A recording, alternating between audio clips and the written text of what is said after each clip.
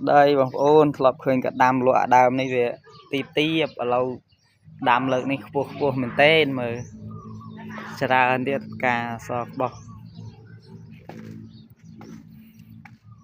bột và rang bằng ôn từ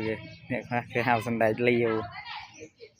anh một cái bài chỉ cái hào bột và rang miếng đam xó đam cả hòm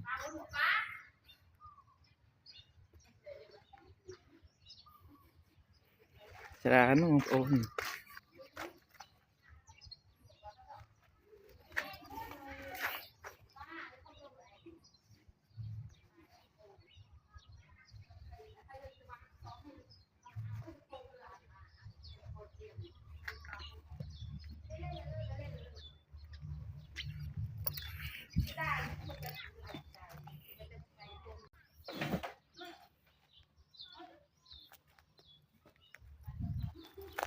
của ôi mà mình tu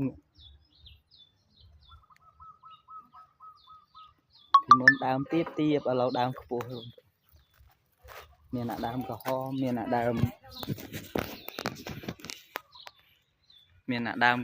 là đam khiêu